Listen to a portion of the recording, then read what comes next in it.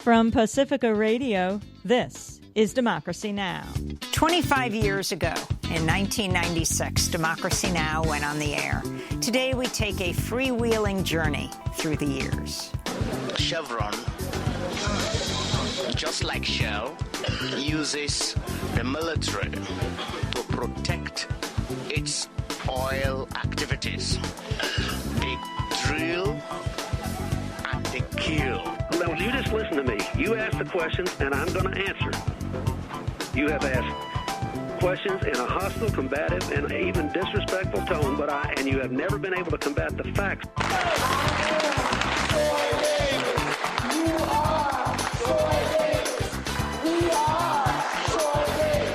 Are you telling the dogs to bite the protesters?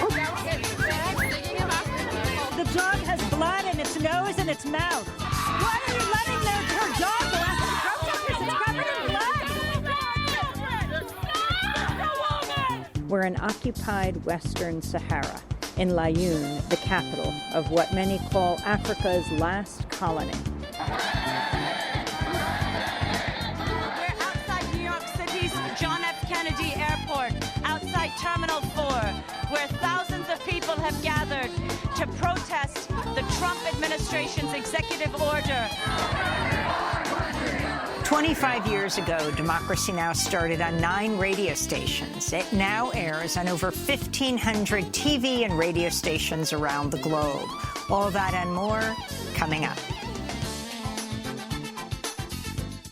This is Democracy Now!, democracynow.org, the War and Peace Report. I'm Amy Goodman. Today, a Democracy Now! Special celebrating 25 years on the air. On February 19th, 1996, on the eve of the New Hampshire presidential primary, Democracy Now! Aired for the first time on 9 community radio stations. This is Democracy Now!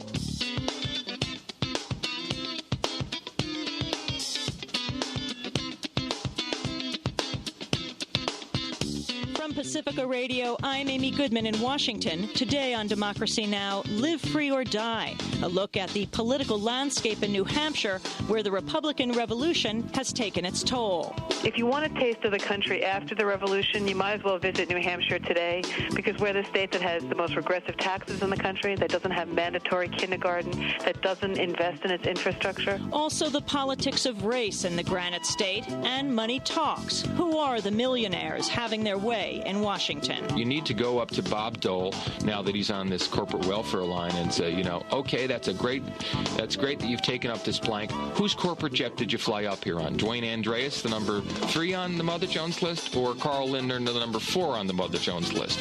You need to relentlessly expose them. All coming up on Democracy Now!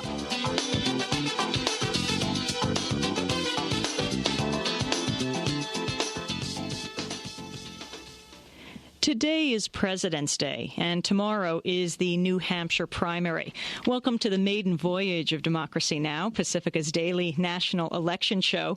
Greetings to our audiences in California, Texas, New York, Pennsylvania, Washington, D.C., Washington State, Kansas City, and Colorado. In this election year, we're embarking on a 9-month journey through the country and hope to pick up community radio stations in many more states as we go, as we give voice to the grassroots. And that 9-month project began a quarter of a century ago. That's right, Democracy Now! Went on the air on 9 community radio stations in 1996. It now airs on over 1,500 TV and radio stations around the globe and online at democracynow.org.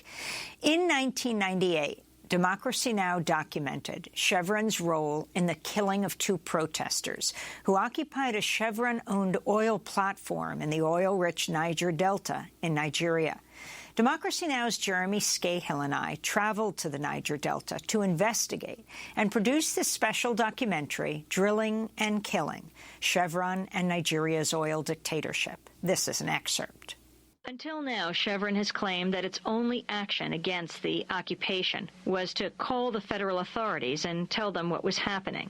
But in a startling admission in a 3-hour interview with Democracy Now!, Chevron spokesperson Shola Omole acknowledged that Chevron did much more. He admitted that Chevron actually flew in the soldiers who did the killing, And he further admitted that those men were from the notorious Nigerian Navy. I guess... Who took them in? What's that? Who took them in? Who took on them Thursday in? morning, the mobile police, the We did. Navy. We did. We Chevron did. We took them there. By how? Helicopters. Yes, we took them in. Who authorized the call for the military to come in? That's Chevron's management. And so here we have, on May 28, 1998, Chevron flying in the Nigerian Navy and the mobile police to confront a group of villagers who thought they were in the midst of a negotiation with the oil giant. Which brings us to another admission by Chevron spokesperson Shola Amoli. Again, listen carefully. Were any of the youths armed? I don't know. I don't know. So I cannot say that they came armed with, there was talk about local charms and all that, but that's neither here nor there. So you don't think that they came onto the boat armed? No. The youths? Mm-hmm. It is very clear that Chevron, just like Shell, uses the military to protect its oil activities. They drill and they kill. Again, environmentalist Aranto Douglas. They are shooting our people for just demanding for their right. In 1999, Democracy Now! Was in the streets of Seattle when tens of thousands of activists gathered to shut down a ministerial meeting of the World Trade Organization. In Seattle, we spoke with Indian scientist and activist Vandana Shiva and Lori Wallach of Public Citizen. The WTO constrains every country government about literally the level of food safety it can provide its public, or whether or not poor farmers can have access to seeds, whether or not workers can be safe from asbestos. Actually, the secrecy through which WTO was born is apparent in the fact that most parliaments had no idea what was the content of this treaty till months after it had been ratified and signed in Marrakesh. The WTO wrote the rules, it sits in judgment about implementation of those rules, and it writes the Inquisition. You are listening to Pacifica Radio's Democracy Now!, broadcasting live from Seattle. Democracy Now! Grew into a daily television show in 2001. But one of our first broadcasts took place in August 2000 at the Republican National Convention in Philadelphia. From Pacifica Radio, this is Democracy Now! Breaking with convention, power protest, and the presidency. George Bush accepts the Republican nomination for president. We'll get reaction from Barbara Gonzalez and Jello Biafra. Also a look at the conduct of the Philadelphia police this week and a tour through the Independent Media Center. All that and more coming up on Pacifica Radio's Democracy Now!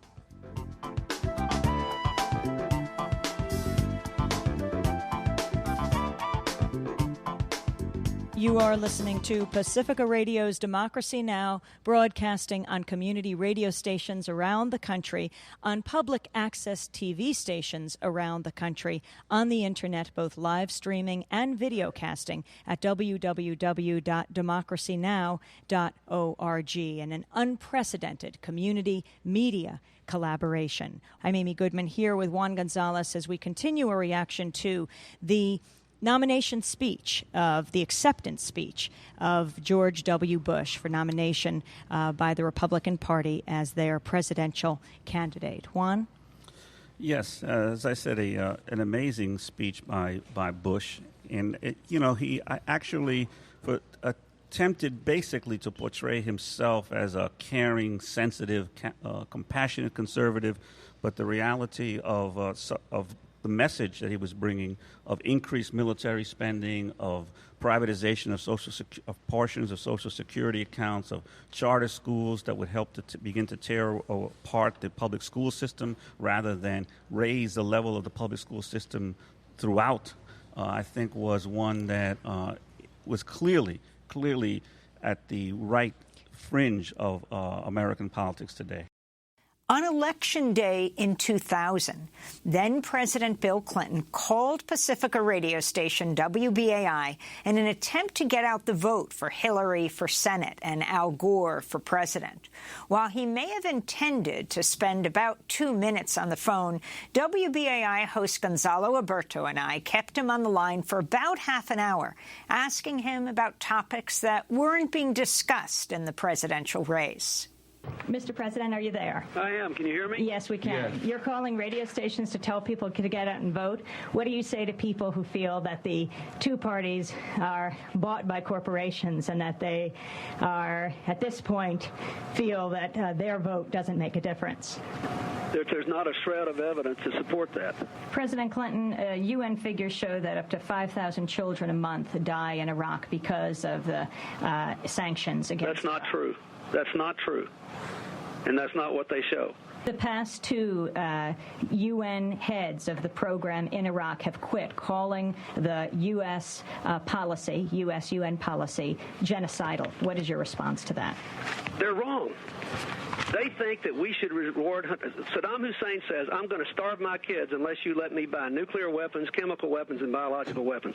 If you let me do everything I want to do so I can get in a position to kill and intimidate people again, then I'll stop starving my kids. And so we're supposed to assume responsibility for his misconduct. That's just not right. President Clinton, since it's rare to get you on the phone, let me ask you another question. And that is, what is your position on granting Leonard Peltier, the Native American activist, executive clemency? Well, I don't have a position I can announce yet. I believe there is a new application for him in there, and when I have time after the election's over, I'm going to review all the remaining executive clemency applications and see what the merits dictate. I will try to do what I think the right thing to do is based on the evidence. Many people say that Ralph Nader is at the high percentage point he is in the polls because you've been responsible for taking the Democratic Party to the right. What is the measure of taking the Democratic Party to the right? That we cut the welfare rolls in half, that poverty is at a 20-year low, that child poverty has been cut by a third in our administration, that the schools in this country, that the test scores since we've required all the schools to have basic standards, test scores among African Americans and other minorities have gone up steadily. Can I say what now, some people... Let me just finish. Let me just say... Now, wait a minute. You started this, and every question you've asked has been hostile and combative. So you listen to my answer. Will you do that? They've been critical. Now, you just listen to me. You ask the questions, and I'm going to answer. You have asked questions in a hostile, combative, and even disrespectful tone, and you have never been able to combat the facts I have given you. Now, you listen to this. That was President Clinton in a surprise call to WBAI on Election Day 2000. The White House would later call me and say they were thinking of banning me from the White House. I said, but he called me. I didn't call him. As for Native American leader Leonard Peltier, he remains in prison to this day. I had a chance to speak to Leonard on the phone from prison in Florida in 2012 during the Obama administration. Leonard, this is Amy Goodman from Democracy Now! I was wondering... How are you? Hi, I'm good. I was wondering if you have a message for President Obama. I just hope he can, stop the wars that are going on in the world and stop killing all those people getting killed and, give the Black Hills back to my people and turn me loose. Can you share with people at the news conference and with President Obama your case for why your sentence should be commuted, why you want clemency? Well, I never got a fair trial, for one. They wouldn't allow me to put up a defense. And manufactured evidence, manufactured witnesses, tortured witnesses. The list just goes on. So I think I'm a very good candidate for after 37 years for clemency or house arrest, at least. That was Leonard Peltier. One guest who's appeared multiple times on Democracy Now! Over the years is the imprisoned former Black Panther and journalist Mumia Abu-Jamal. We're going to interrupt the broadcast because right now we have just gotten a call from Mumia Abu-Jamal from prison in Pennsylvania. Mumia Abu-Jamal is speaking to us for the first time, no longer on death row. This call is from the State Correctional Institution at Mahanoy and is subject to monitoring and recording. You've probably heard me refer to life as slow death row. It sounds a little dramatic, but it is really more truth to it than hyperbole. And that's because, in Pennsylvania, it has the highest population, or one of the highest populations in the state, of lifers. In fact, juveniles with life sentences. And in Pennsylvania, there's no gradation. All lifers are lifers, and that's for their whole life. It's slow death row, to be sure. And when you see, as I've seen, going to chow or going to a meal and seeing what I call the million-man wheelchair march, it makes an impact on you. You look up in the morning and there are 30 or 40 guys going to the handicap line, and they're in wheelchairs. And although some are young, most are quite old. Life means life in Pennsylvania. The words of Mumia Abu-Jamal. After a break, we'll continue our look back at the past 25 years of Democracy Now! Sola voy con mi pena, sola va mi condena. Correr es mi destino para burlar la ley, perdida en el corazón de la grande Babilón. Me dicen clandestino por no llevar papel. Pa' una ciudad del norte yo me fui a trabajar. Mi vida la dejé entre Tijuana y Bagdad. Soy una raya en el mar, fantasma en la ciudad. Mi vida va prohibida, dice la autoridad. ¿Qué será de nosotros si no pensamos en los niños?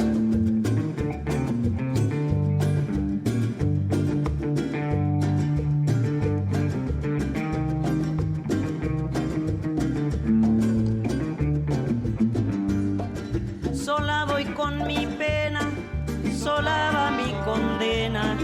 Correr es mi destino para burlar la ley, perdida en el Leila Downs corazón. performing in our Democracy Now! Studio.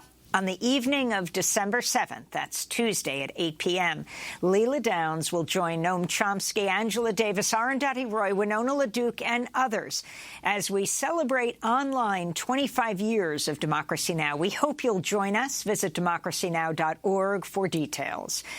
This is Democracy Now!, democracynow.org. I'm Amy Goodman as we return to our look back at excerpts of Democracy Now! Over the past quarter of a century.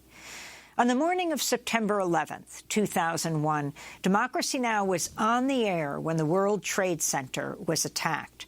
Broadcasting on radio for over 6 hours, Democracy Now! Covered the attacks just blocks from Ground Zero. The latest news we have is that there have been widespread attacks that include at least 3 commercial jet crashes. We now believe perhaps 4. 3 commercial jet crashes into significant buildings. In the first attack, a plane hit the North Tower of the World Trade Center in Manhattan shortly before 9 o'clock, followed by another plane into the second tower about 20 minutes later. Both towers later collapsed. About an hour later, a plane crashed into the Pentagon, part of which later collapsed. Democracy Now! Closely followed the fallout from the 9/11 attacks both at home and abroad. In December of 2001, Masouda Sultan, an Afghan-American woman, reported on Democracy Now! From Afghanistan about a U.S. air raid that killed 19 members of her family. They described the scene where they were running with their kit in their arms, dodging bullets left and right while they saw balls of fire falling down to the earth. There were women and children running for their lives, being shot at by a helicopter hovering over their homes. And these people were not Taliban supporters. They weren't al-Qaeda fighters. They were simple Afghans trying to stay safe in their own country. After Masuda Sultan came back to New York, she came on Democracy Now! Along with Rita Lazar, who lost her brother Abe Zalmanowitz at the World Trade Center. I live on the 15th floor and ran to my neighbor's house, and she has a clear view of downtown Manhattan. And I looked out her window and saw the second plane hit the second building. And it dawned on me, my brother works there. I went down to the hospitals to see if his name was on the list. And then I realized he had died. And because he had stayed behind to stay with his quadriplegic friend, who couldn't get out, although he was on the 27th floor and he could have saved himself, he died. And then President Bush mentioned him in the National Cathedral speech and cited him as being a hero. And I realized that my government was going to use my brother as justification for killing other people. And that had a tremendous impact on me. I didn't want that to happen, not in my brother's name. First of all, I want to express my condolences to Rita. I did before, but I think your brother is a hero, and you're a hero for continuing his legacy. And it's amazing to me that someone who's lost so much isn't as revenge hungry as some of the other people that seem to want to, go start bombing, whoever, wherever. Masuda Sultan and Rita Lazar in our Firehouse studio at Downtown Community Television, DCTV. Rita died in 2017. As we continue our Democracy Now! Journey through the decades, we turn to May 20th, 2002, when East Timor became an independent country after decades of occupation by Indonesia. I've been reporting on the East Timorese independence movement for years. On November 12, 1991, journalist Alan Nairn and I were there when Indonesian troops armed with US M16s opened fire on thousands of unarmed East Timorese civilians who'd gathered at the Santa Cruz Cemetery. I lost one sister and 2 brothers. It was 10 days before I was to give birth. The army was shooting people, and they would die at our feet, but you couldn't stop to help them. I know families that were totally wiped out. 2 American newsmen badly beaten, Mr. Alan Nairn and Mr. Amy Goodman. The Indonesian army converged in 2 places. Hundreds and hundreds of troops coming straight at the Timorese. When they came,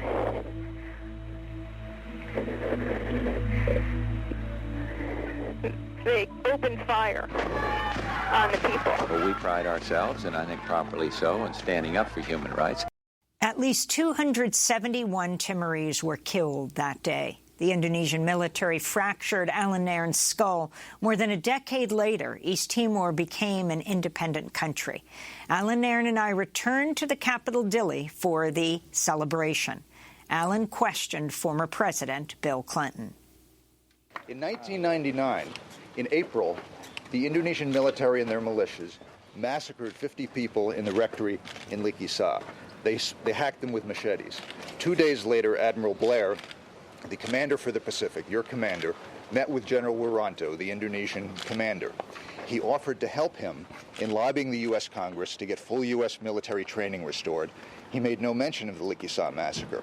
During that same period, the Indonesian militias rampaged here in downtown Dili. They attacked the house of Manuel Carrascalau. They massacred the refugees there. Yet you continued for months with aid to the Indonesian military. Why? Your question, sir? Why did you continue with aid to the Indonesian military if they were killing civilians? I can't answer the question you asked about Admiral Blair. You'll have to ask him that because I'm not aware of that. He was working for you. Why did you continue military aid to Indonesia? But I understand that. I think, first of all, I don't believe America or any of the other countries was sufficiently sensitive in the beginning and for a long time before 1999, going all the way back to the 70s, to the suffering of the people of East Timor. I don't think we can defend everything we did. That was East Timor in 2002. Almost a year later, on February 15, 2003, millions of people around the globe rallied to say no to the Iraq War. Democracy Now! Broadcasts live from massive protest in New York. This is actor and activist Harry Belafonte. This is not the first time that we as a people have been misled by the leadership. We were misled by those who created the falseness of the Bay of Tonkin, which falsely led us into a war with Vietnam, a war that we could not and did not win. We lied to the American people about Grenada and what was going on in that tiny island. We've lied to the American people about Nicaragua, El Salvador, Cuba, and many places in the world. And we stand here today to let those people and others know that America is a vast and diverse country, and we are part of the greater truth of what makes our nation. Dr. King once said that if mankind does not put an end to war, war will put an end to mankind. In 2004, Democracy Now! Broke the news about the ouster of Haitian President Jean-Bertrand Aristide in a U.S.-backed coup. From Pacifica Radio, this is a Democracy Now! Exclusive. He was kidnapped. He said he was forced to leave Haiti. Did U.S. security forces kidnap Haitian President Aristide? We'll speak with Congressmember Maxine Waters and Aristide's close friend, Trans-Africa founder Randall Robinson. He said, tell the world it's a coup. It's a coup. It's a coup. Representative Waters is claiming on Pacifica stations on the West Coast that Aristide was led away in handcuffs by U.S. Marines and claiming that the Marines were part of a coup to remove him. I wonder if either one of you gentlemen would comment on her comment or claim.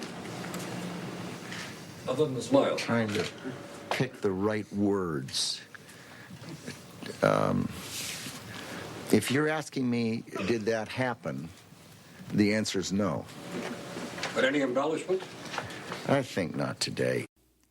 Weeks later, Democracy Now! Reported on President Aristide's return to the Caribbean. It's been an historic 48 hours. Haitian President Jean-Bertrand Aristide has defied Washington, returning to the Caribbean. Late last night, I returned to New York after a trip that began on Saturday when I accompanied a delegation of U.S. and Jamaican officials who set off from Miami, Florida, on a mission to escort President Aristide and his wife, Mildred, back to the Caribbean. On the plane, I asked President Aristide why he believes the U.S. wants him gone. Those who want to invest in killing democracy, in bloodshed, they don't accept you as an elected president. We move forward in this Democracy Now! 25-year special to 2005, when Democracy Now! Went down to New Orleans and the community of Algiers shortly after Hurricane Katrina hit. I spoke with Malik Rahim, co-founder of the Common Ground Collective. Malik showed us how a corpse still remained on the street unattended 2 weeks after the storm.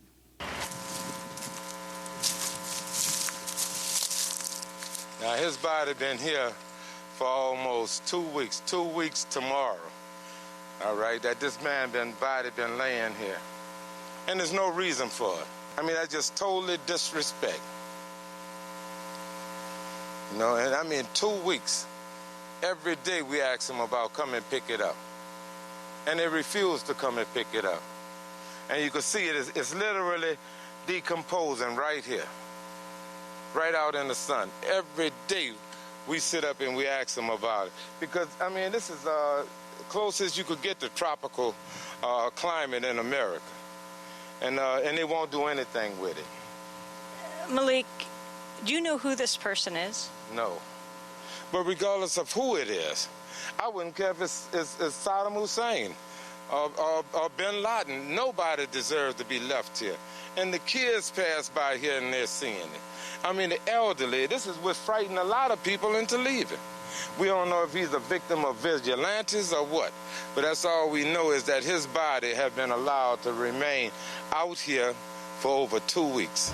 In September 2005, Democracy Now! Spoke to Venezuelan President Hugo Chavez in his first sit-down interview in the United States. Mr. President Hugo Chavez, your assessment of President Bush, of the invasion and occupation of Iraq, and do you think if it weren't Iraq, it would have been Venezuela? Ellos quieren ese petróleo. Now, it is clear that the U.S. government wants that oil.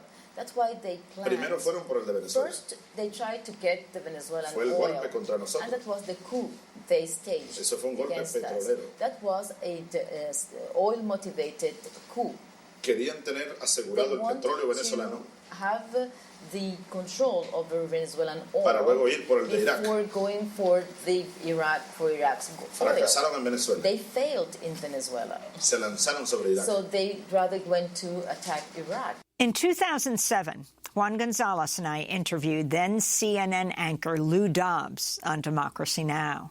So that the question is that there is a huge disparity between the economic levels in Mexico and the economic levels in the United States. And you have properly said many times on your show that American companies are creating the problems rather than helping to alleviate the problems. All that would be needed to do is to raise the economic level in Mexico, and the entire illegal immigration population problems would decline in this country. And not only that, but the country, if it had a higher immigration Are you giving me instruction, or are you telling me what we agree upon? No, we don't agree. We don't agree because you are demonizing illegal immigration as a separate issue. How in the world can you use my name and anti-immigrant in the same breath? When we hear comments like a third of the from you, we've played them, so we can't refute the videotape. Look, we can't refute. A third of prisoners have we discussed that? Are illegal immigrants. No, a third of prisoners are illegal immigrants. Not true. 7,000 leprosy cases in the last 3 years because of illegal immigrants. Romans not misspoke. True. We said that, and that's as straightforward as we can put it. And you made an announcement on your show. Absolutely. And you will say it here. That it is not true. Illegal immigrants are not responsible for 7,000 cases of leprosy over the last 3 years. Not over the last 3 years. Lou Dobbs on Democracy Now! In 2007. Fox Business dropped his show earlier this year after he and Fox were sued for spreading lies about the 2020 election. On September 1st, 2008, Democracy Now! Producers Sharif Abdel-Quddus, Nicole Salazar and I were among the journalists arrested during a police crackdown at the Republican National Convention in St. Paul. As the riot police came at Nicole shouting, "On your face," she shouted back, "Press, press." Oh, where are we supposed to go? Get out of here! Judy, get see! Oh, press! Get down! Press! Get down on your face! On your face! Get down on your face! Get down on your face! Ow! That was Nicole Salazar screaming as the riot police took her down, bloodying her face. As Sharif Abdel-Quddus told the riot police to calm down, they kicked him twice in the chest, threw him against a wall, and arrested him as well. When I got the call on the convention floor about what had happened, I raced outside to the corner of 7th and Jackson, where the riot police had formed a line, having fully contained the area. I asked to speak with a commanding officer to get Sharif and Nicole released. Sharif is right there. Ma'am, release the accredited journalist now! From the convention you are violating my constitutional right. You are violating now. Sir, I want to talk to you. Arrest him. Do not arrest him. Right, sir. Stay right there. He's under arrest. Stay right there. Back up, back up. Hey, guys, if you cross this line, you'll be under arrest, so don't do it. Sharif, Nicole and I would successfully sue the St. Paul and Minneapolis police and the Secret Service for our arrests. When we come back, we'll have more on our 25th anniversary special.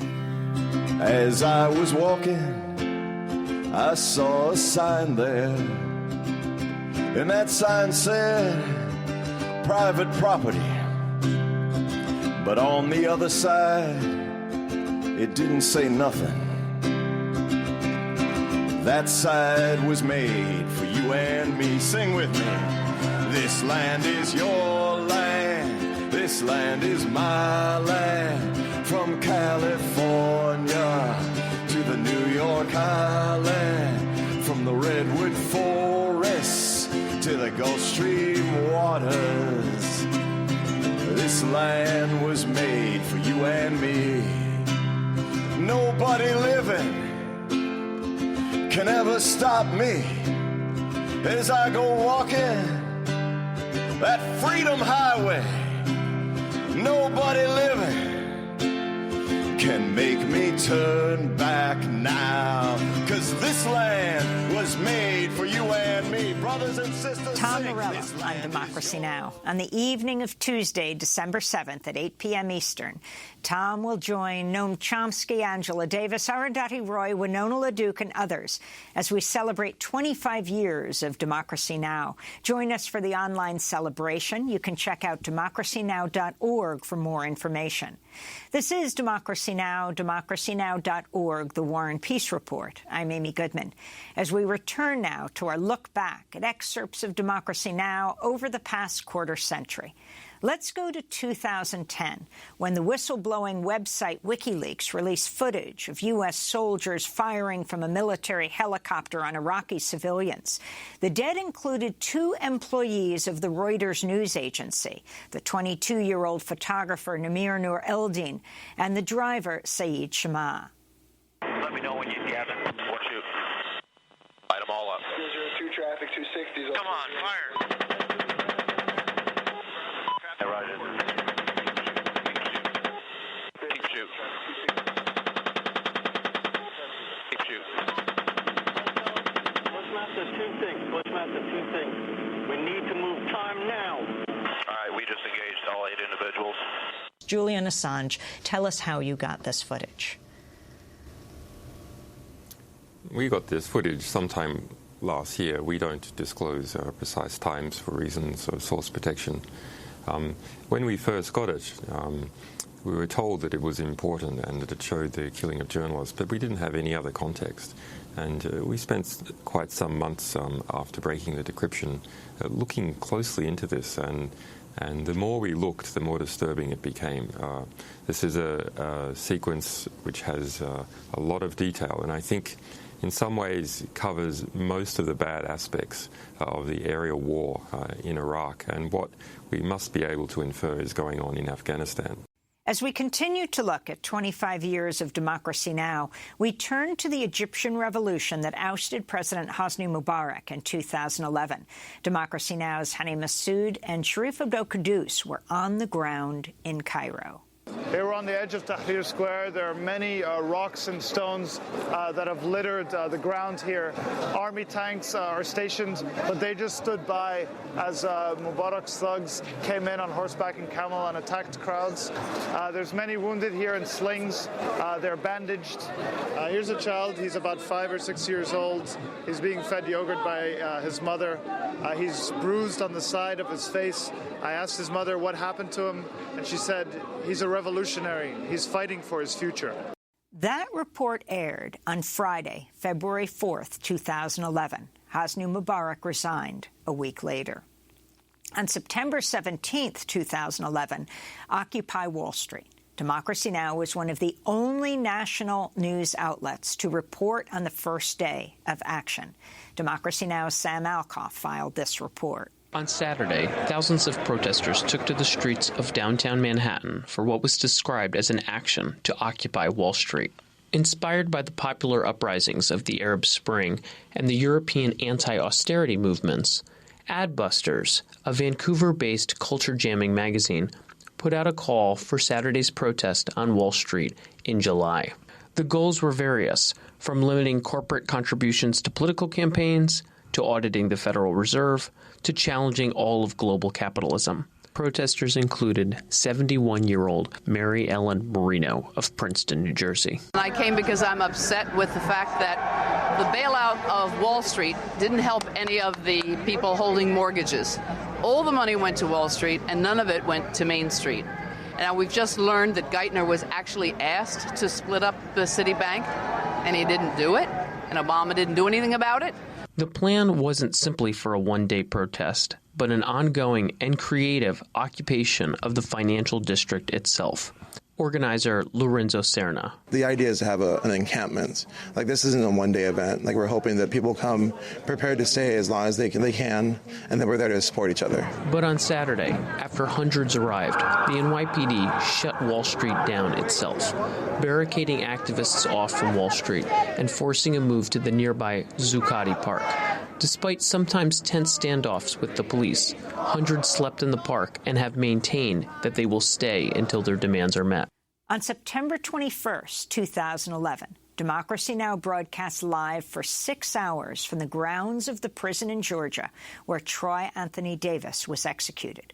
We were the only news outlet to continuously broadcast live from the prison grounds that night. From Georgia's death row prison in Jackson, this is a Democracy Now! Special broadcast. We are just an hour from the scheduled execution of Troy Anthony Davis, an execution the whole world is watching. And I just would like to say that, I've been battling cancer for 10 years, and I don't have cancer, but I'm reaping some of the effects of the medicine. Several months ago, I was doing fine. And after that, I couldn't get up out of the chair. But I'm here to tell you that I'm going to stand here for my brother today. Mama. Let's go.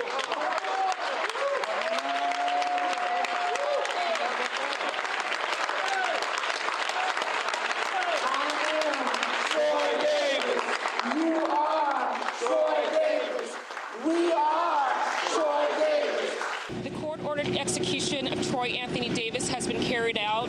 The time of death is 11:08 p.m. At this time, the media witnesses will be coming out to give their first-hand account of what happened during the execution. Again, prison official sharing the news that Troy Anthony Davis was executed at 11:08. That was the time of death. I'm standing with Wesley Boyd.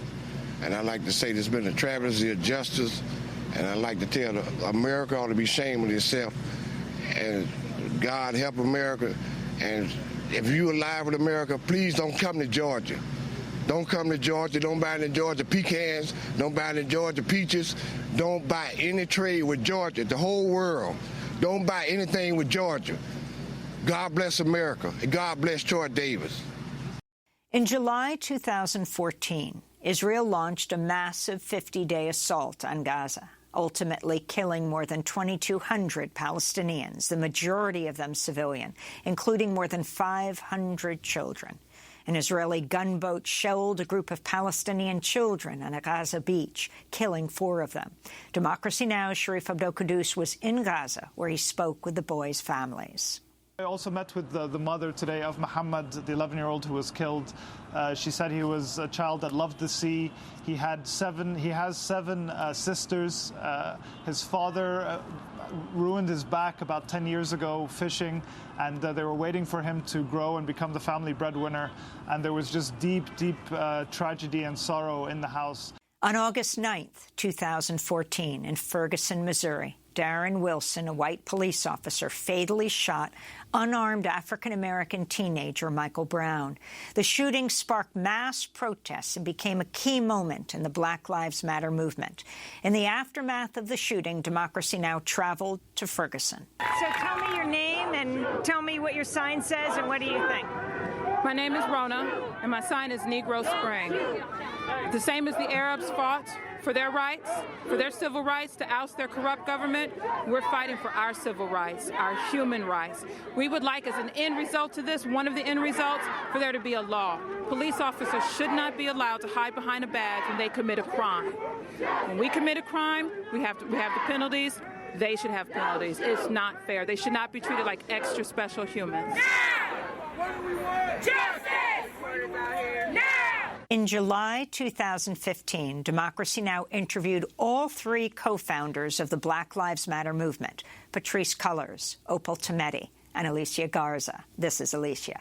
The Black Lives Matter movement has to, by its very nature, be intersectional because of the complexities of who Black people are in this country and throughout the world.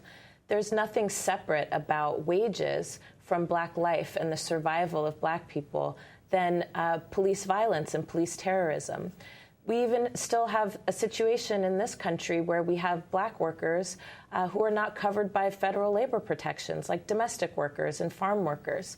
So we certainly can't just look at the issues of police violence. Police violence is the tip of the iceberg when it relates to the conditions overall of Black people across the globe.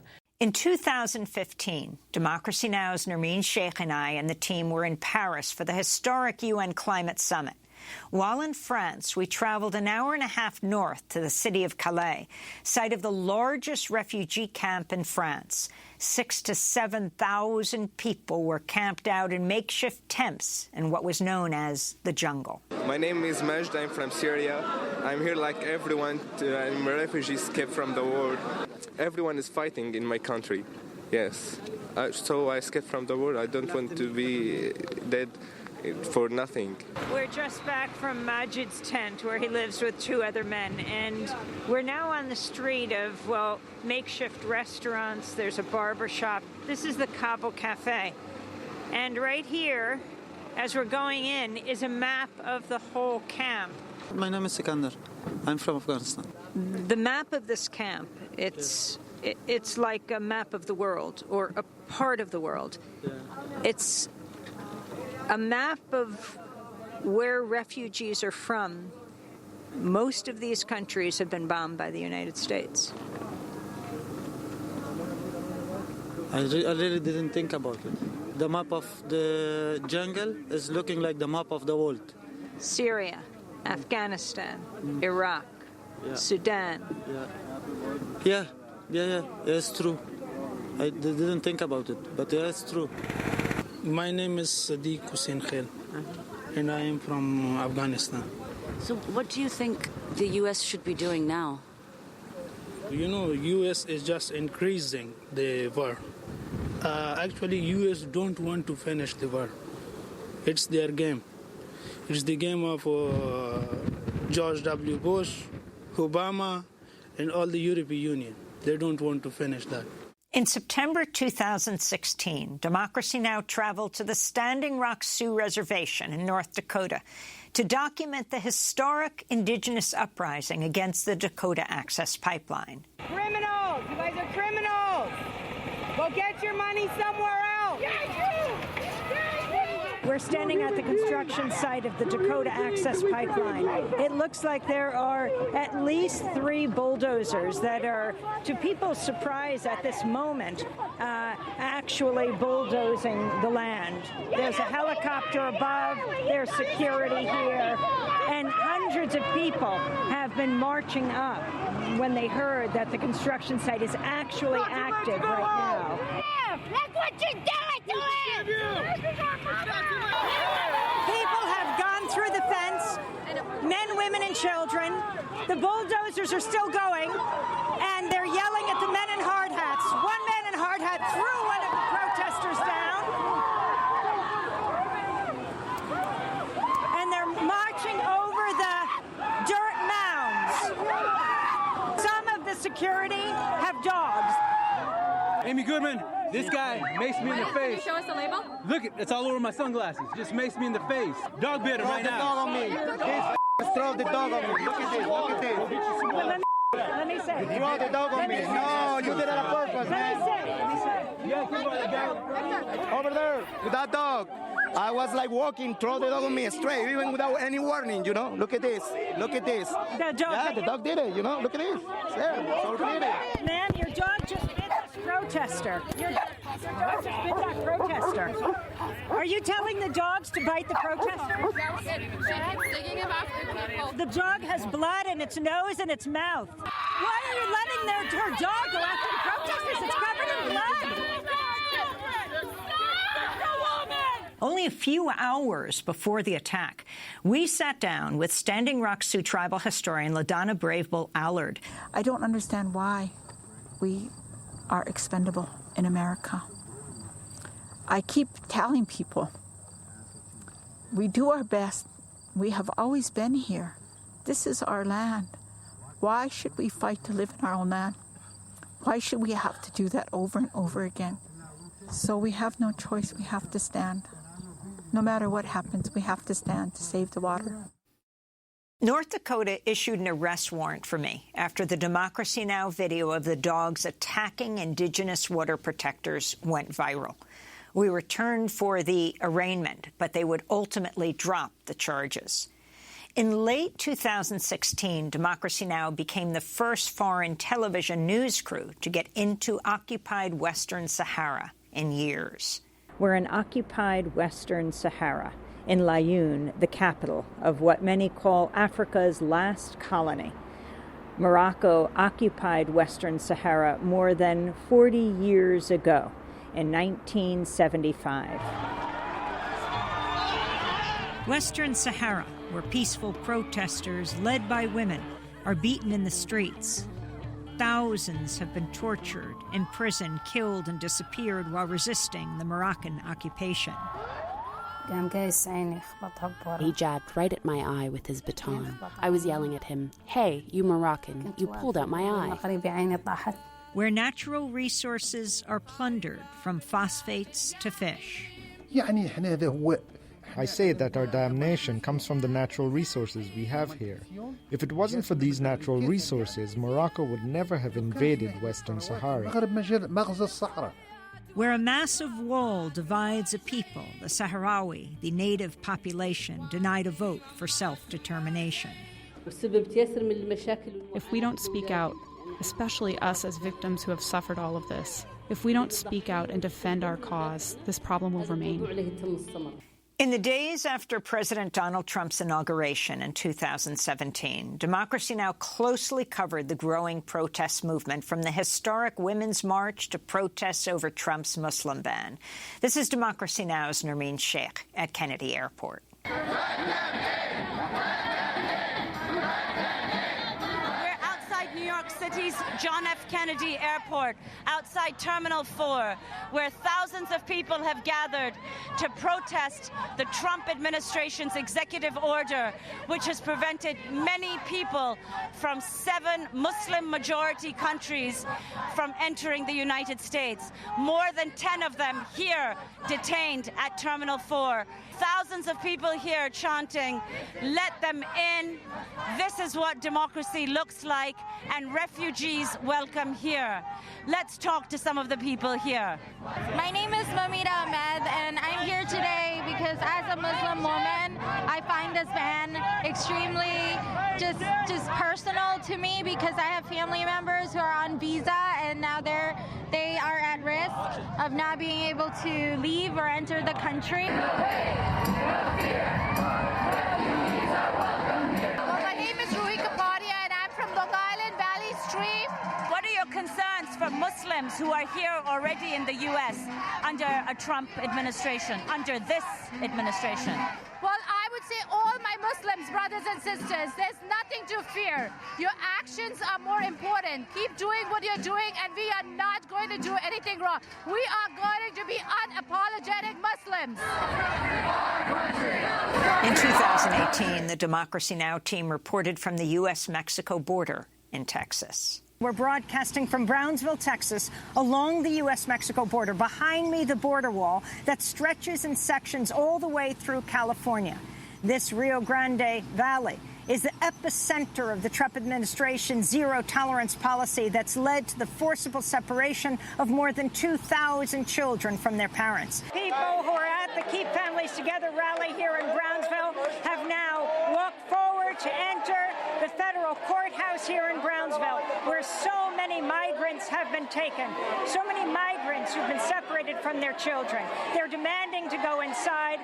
Police are here, security of the Department of Homeland Security. We'll see what happens. My name is Julia Madrigal. We're here to request access to the court hearings that are taking place. So that's the main reason we're here. We want to be allowed into the hearings at this moment. If they don't get it, shut it down. If she don't get it, shut it down. If he don't get it, shut it down. We're about to enter the federal courthouse to see the treatment of the children and the parents. To see, because Trump has said that the parents can't, they won't be separating the children, but Trump also said that they shouldn't even have court or lawyers or judges. She said play. She said play. On election night 2018, Alexandria Ocasio-Cortez gave Democracy Now! One of her first interviews as she was elected to Congress. I do believe that our president has abdicated his responsibility as a leader of all people in the United States. He has very clearly drawn lines into which Americans he champions and which Americans he doesn't. And that is why I feel we have a very important duty to not only fight against the spread of anti-Semitism, racism, xenophobia, but that we need to affirmatively champion the causes of these communities and our neighbors, because this is a very dangerous time in our democracy, and this is a very dangerous administration that we cannot take for granted. And we need to make sure that we are shoring up support of these communities in very tangible ways. Weeks later, December 2018, Democracy Now! Traveled to Poland for the UN Climate Summit, where I spoke with then 15-year-old Swedish climate activist Greta Thunberg in her first broadcast interview in the United States. Because what we do now, future generations can't undo in the future. We are deciding right now how we want our future to look like. And when did you decide climate change was the issue you wanted to devote your life to? I have read a lot about it, and one thing that I found very scary is tipping points. That once we reach tipping points, then there's no going back. Then we start a chain reaction beyond our control, and that is very scary. And so that I thought, instead of worrying about how a future might turn out, you should try to change it while you still can. So that's what I wanted to do. And we end our 25th anniversary special with the words of Angela Davis, speaking in June 2020, just weeks after Minneapolis police murdered George Floyd, sparking racial justice protests across the country and around the world. This is an extraordinary moment. I've never experienced anything like the conditions we are currently experiencing. The conjuncture created by the COVID-19 pandemic and the recognition of the systemic racism that has been rendered visible under these conditions because of the disproportionate deaths in Black and Latinx communities. And this is a moment I don't know whether I ever expected to experience. Those are just some of the highlights from the first 25 years of Democracy Now! We'll be celebrating our 25th anniversary online, hopefully with you, on the evening of December 7th at 8 p.m. Eastern, with a virtual event featuring Angela Davis, Arundhati Roy, Noam Chomsky, Winona LaDuke, plus others, with musical performances by Leela Downs and Tom Morello. Visit democracynow.org for details. We want to thank the thousands of people who've helped us over these 25 years. What an honor it has been to work with all of you, and how many years more we look forward to. With my colleagues Juan Gonzalez and Nermeen Sheikh, we thank you all for being with us for these 25 years. I'm Amy Goodman.